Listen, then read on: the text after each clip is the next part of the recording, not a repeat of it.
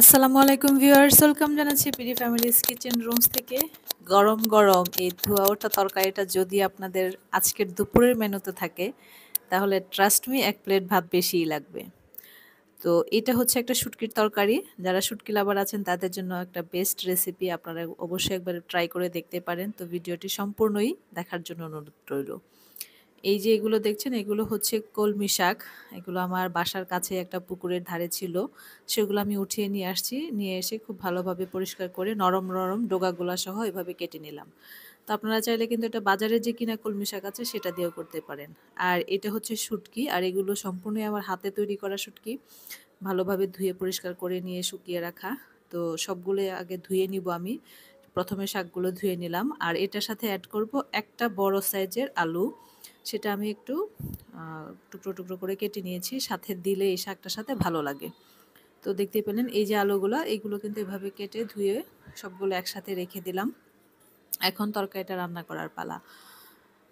তো চলে যাব রান্না করতে। এ ফাঁকে শুটকিগুলো খুব ভালোভাবে ধুয়ে নিলাম। তো সামান্য একটু তেল দিয়ে সেটার মধ্যে একটা পেঁয়াজ কুচি দিয়ে দিলাম, আর দিয়ে দিলাম একটু রসুন বাটা, জিরা বাটা, আর এখানে কিছু কাঁচামরিচ ফালি। তবে এই তরকারিটা কিন্তু একটু ঝাল ঝাল খেতেই ভালো লাগে, কাঁচামরিচটা একটু বেশি দিলেই ভালো লাগে। তো এখানে আমি প্রায় ৬-৭টা কাঁচামরিচ ফালি করে দিয়েছি। এখন এটার সাথে একটু গুঁড়া মশলা অ্যাড করব। তো দিয়ে দিলাম 1/2 চা চামচ পরিমাণ ধনিয়ার গুঁড়া, 1 চা চামচ পরিমাণ হলুদ গুঁড়া, আর 1 চা চামচ পরিমাণ মরিচ গুঁড়া। তো সবগুলো একসাথে দিয়ে সামান্য একটু পানি দিয়ে খুব মশলাটাকে খুব ভালোভাবে কষিয়ে নেব। আসলে শুটকির তরকারি মাঝে মাঝে কিন্তু আমাদের যখন মুখে রুচি থাকে না, তখন এই ধরনের খাবার খুবই ভালো লাগে। মনে হয় মুখের রুচিটা ফিরে আসে। অ্যাড করে দিলাম সামান্য একটু লবণ। লবণটা একটু কমই দিব, যেহেতু শাকের তরকারি, শাকটাতে কিন্তু লবণটা কম টানে। তো আর দিয়ে দিলাম ধুয়ে রাখা সেই শুটকিগুলো। আর হাতের শুটকি দিয়ে শুটকির তরকারি কিন্তু সেটা টেস্টই আলাদা।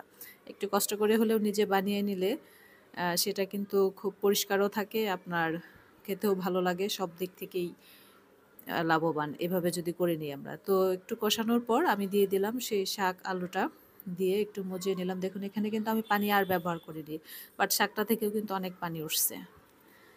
তো একটু পানি শুকিয়ে যাওয়ার পর দেখবো যদি আর একটু পানি আমার লাগে তাহলে দিয়ে, যেহেতু ডাঁটাগুলো আছে সেগুলো সিদ্ধ করতে হবে, তো সামান্য একটু পানি অ্যাড করে দিয়ে আমি আবারও ঢাকনা দিয়ে ঢেকে এটাকে রান্না করব প্রায় 5 থেকে 7 মিনিট।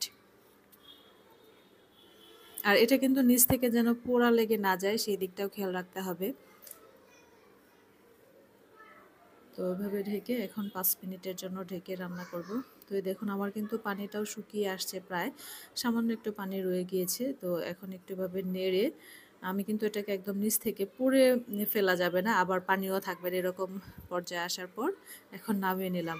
ধোয়া ওঠা এই গরম গরম তরকারি অসম্ভব মজার হয়েছিল এই তরকারিটা। তো আপনারা কে কীভাবে এই কলমি শাক রান্না করেন?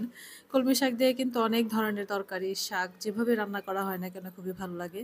তো কেমন লাগলো ভিডিওটি তা অবশ্যই কমেন্ট করে জানাবেন। লাইক সাবস্ক্রাইব করে বিডি ফ্যামিলির সঙ্গে থাকবেন। আল্লাহ হাফেজ।